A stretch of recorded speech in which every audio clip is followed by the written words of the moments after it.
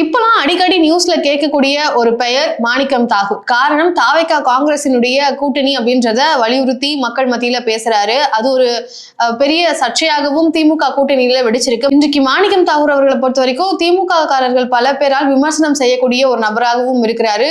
கூட்டணி விவகாரங்களை முன்னிருந்து பேசிட்டு இருக்கிறாரு. ராகுல் காந்தி அவர்களை பிப்ரவரி 12ஆம் தேதி சந்திச்சிருக்கிறாரு. யார் இந்த மாணிக்கம் தாகூர் அப்படின்ற கேள்வி சில பேருக்கு இருக்கலாம். சோ மாணிக்கம் தாகூர் அவர்கள் கடந்த காலங்கள்ல என்னென்ன தேர்தல்கள்ல போட்டிட்டு இருக்கிறாரு, இப்ப அவருக்கு என்ன பொறுப்பு இருக்கு, அவர் ஏன் இந்த கூட்டணியில மும்முரமாக இருக்கிறாரு, திமுக காங்கிரஸ் கூட்டணி அப்படின்னு வந்தா அங்க அதிகமான சீட்ஸ் டிமாண்ட் பண்றதா இருக்கட்டும், இது எல்லாத்தையுமே ஒரு முனைப்போட செயல்பட்டு இருக்கிறாரு. என்ன காரணம்? முதல்வர் அவர்கள் பவர் ஷேரிங்க்கு வாய்ப்பு இல்லைன்னு சொன்ன அடுத்த சில மணி நிமிடங்கள்லயே அவருடைய எக்ஸ்தலத்துல அவருடைய கருத்தை பதிவு பண்றாரு. 2006ல கொஞ்சம் யோசிச்சிருக்கணும்னு சொல்லி காங்கிரஸை மென்ஷன் பண்ணி போடுறாரு. சோ இந்த மாதிரி வேலைகள் எல்லாம் பண்ணிட்டு இருக்கிறாரு. யார் இந்த மாணிக்கம் தாகூர் அப்படின்ற கேள்விக்கு மாணிக்கம் தாகூர் அவர்கள் நீண்ட நாட்களாக ஒரு அரசியல்வாதியாக இருந்துட்டு இருக்கிறாரு. லோக்சபா தேர்தல்கள்ல மட்டுமே போட்டியிட்டு வந்திருக்கக்கூடிய இவர் தற்போது நார்த் மெட்ராஸ் தொகுதியை காங்கிரஸ்க்கு ஒதுக்கணும்னு சொல்லி காங்கிரசினுடைய மேலிடத்துல வலியுறுத்தி இருக்கிறாராம். மல்லிகார்ஜுனா கார்கே அவர்கள் கிட்ட நார்த் மெட்ராஸ் தொகுதியை காங்கிரஸ்க்கு ஒதுக்கணும் அப்படின்னு சொல்லியிருக்கிறாரு. அதன் காரணமாக அங்க இருக்கக்கூடிய திமுகவினுடைய எம்எல்ஏ தளபதி அவர்களுக்கும் மாணிக்கம் தாகூர் அவர்களுக்கும் ஒரு கிளாஷ் இருக்கிறதாகவும் சொல்லப்படுது. அதாவது மாணிக்கம் தாகூர் அவர்கள் இந்த தொகுதியை காங்கிரஸ்க்கு ஒதுக்கணும்னு சொல்றதுனாலேயே தளபதி அவர்கள் நிறைய இடங்கள்ல மாணிக்கம் தாகூர் அவர்களை விமர்சனம் பண்ணி பேசுறாராம். சோ இந்த மாதிரியான சம்பவங்களும் இந்த அலைன்ஸ் விவகாரத்துல இதுவும் ஒரு விவகாரமாக இருந்துட்டு இருக்கு அப்படின்றதையும் பதிவு பண்றேன். மாணிக்கம் தாகூர் அவர்கள் தேர்தல் அப்படின்னு பார்க்கும்போது 2009லயும் விருதுநகர்ல தான் போட்டிட்டு இருக்காரு. பெரும்பான்மையாக விருதுநகர் தொகுதியில தான் போட்டியிடுறாரு மாணிக்கம் தாகூர் அவர்கள். 2009 பொறுத்த வரைக்கும் 3,07,187 வாக்குகள் குவிக்கிறாரு. கிட்டத்தட்ட 15,764 வாக்குகள் வித்தியாசத்துல வெற்றி பெறாரு. வைகோ அவர்கள் இரண்டாவது இடத்துல இருக்கிறாங்க. மறுமலர்ச்சி திராவிட முன்னேற்ற கழகம் இரண்டாவது இடத்துல 2,91,423 வாக்குகள் பெறாரு. சோ 15,764 வாக்குகள் வித்தியாசத்துல மாணிக்கம் தாகூர் அவர்கள் 2009 நாடாளுமன்ற தேர்தலில் விருதுநகர் தொகுதியில வெற்றி பெறாரு. 2014 பாத்தீங்கன்னா அதிமுக தான் அந்த தேர்தலில் விருதுநகர் தொகுதியில வின் பண்றாங்க. 4,06,694 வாக்குகள் குவிக்கிறாங்க. 1,04,551 வாக்குகள் வித்தியாசமே கிட்டத்தட்ட இவ்வளவு வாக்குகள் வித்தியாசத்துலதான் அதிமுக வெற்றி பெறாங்க. இரண்டாவது இடத்துல மறுபடியும் மறுமலர்ச்சி திராவிட முன்னேற்ற கழகம் வைகோ அவர்கள் தான் இருக்கிறாங்க. 2019லயும் மாணிக்கம் தாகூர் அவர்கள் தான் வெற்றி பெறாரு. முதல் இடத்தை அவர் தான் பிடிக்கிறாரு.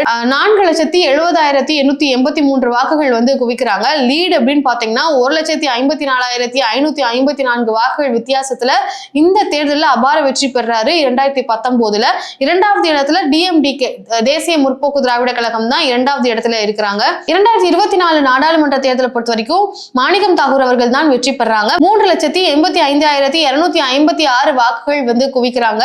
4,379 வாக்குகள் மட்டுமே வித்தியாசத்துல மாணிக்கம் தாகூர் அவர்கள் வெற்றி பெறாங்க. சோ இது ஒரு சின்ன மார்ஜின்ல தான் மாணிக்கம் தாகூர் அவர்களுக்கு 2024 தேர்தலில் வெற்றியானது கிடைச்சிருக்கு.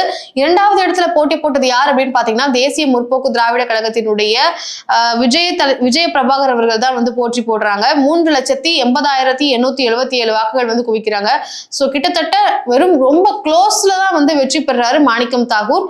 4,379 அப்ப கூட பிரபாகரன் அவர்கள் விஜய பிரபாகரன் அவர்கள் தோல்வியை சந்திச்சதுக்கு காரணம் மேலிடத்துல இருந்து ஏதோ ஃபோர்ஜரி பண்ணிருக்காங்க, இந்த தேர்தலில் எலெக்ஷன் கமிஷன் கிட்ட நாங்க கம்ப்ளைண்ட் பண்றோம்னு சொல்லி எல்லாம் பிரேமலதா அவர்கள் பேட்டியெல்லாம் கொடுத்து அந்த சூழல்ல ஒரு பரபரப்பான ஒரு விஷயத்தை ஏற்படுத்தியிருந்தாங்க. சோ இந்த தேர்தலில் ரொம்ப க்ளோஸ்ல தான் மாணிக்கம் தாகூர் அவர்கள் வெற்றியை பார்த்திருந்தாங்க. சோ விருதுநகர் தொகுதி அப்படின்னு பார்க்கும்போது மாணிக்கம் தாகூர் அவர்களுடைய சுப்ரீமசி அப்படின்றது ரொம்ப காலமாவே இருந்துட்டு இருக்கு. 2009ல இருந்து 2024 வரைக்கும் வெற்றியை பெற்றிருக்கிறாரு. 2014 தேர்தல் தவிர்த்து மற்ற எல்லா தேர்தலிலும் வெற்றியை பெற்று தனக்கான ஒரு இடத்தை பிடிச்சிருக்கிறாரு மாணிக்கம் தாகூர்.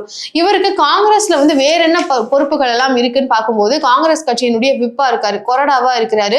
சோ அந்த மாதிரியான ஒரு முக்கியமான பொறுப்பானது காங்கிரஸ் கட்சியில இவருக்கு இருக்கு. அது மட்டும் இல்லாம பல காலங்களாகவே இவருக்கு காங்கிரஸ் கட்சியில பயணிச்சுட்டு வர்றதுனால நிறைய பொறுப்புகளானது கொடுக்கப்பட்டிருக்கு.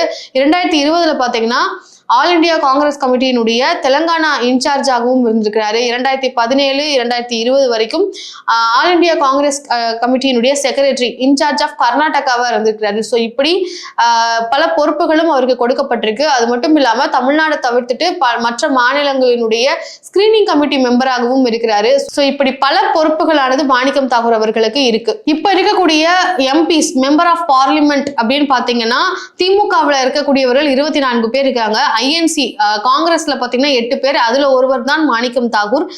சிபிஐல வந்து 2 பேர், சிபிஎம்ல 2 பேர், விசிகேவ்ல 1 பேர். ஸோ இப்படி இந்தியா கூட்டணியை பொறுத்த வரைக்கும் திமுகவுக்கு தான் வந்து அதிகமான எம்பிஸும் இருந்துட்டு இருக்கிறாங்க. 24 எம்பிக்கள் வந்து இருக்கிறாங்க. இந்த சூழல்ல தான் காங்கிரஸ் திமுக கூட்டணி அப்படின்றது அதிகமான சீட் டிமாண்ட்ஸ்ல முன்னெடுத்திருக்கிறாரு மாணிக்கம் தாகூர் அவர்கள். அப்படி இல்லைன்னா இந்த கூட்டணியே இல்லாம தாவேகாவுக்கு போகணும் அப்படின்றது தான் அவருடைய ஒரு கருத்தாகவும் இருந்துட்டு இருக்கு. ரொம்ப வெளிப்படையாக ரொம்ப காட்டமான விமர்சனங்களை முன் வச்சிட்டு இருக்கிறாரு மாணிக்கம் தாகூர். ஸோ இப்போதைக்கு பேசும் பொருளாக மாறி இருக்கக்கூடிய ஒருவர் அப்படின்னு பாத்தீங்கன்னா மாணிக்கம் தாகூர். ஸோ மாணிக்கம் தாகூர் அவர்களை பற்றிய வீடியோவாக இது இருக்கு. உங்களுக்கு என்ன தோணுது இவரை பற்றி? இவருடைய இந்த கோரிக்கை தாவேகா கூட வந்து போகணும்னு சொல்லி ராகுல் காந்தி அவர்களை சந்திச்சும் பேசியிருக்கிறாரு. ஸோ இதெல்லாம் பார்க்கும்பொழுது உங்களுக்கு என்ன தோணுதுன்றத கமெண்ட்ல சொல்லுங்க.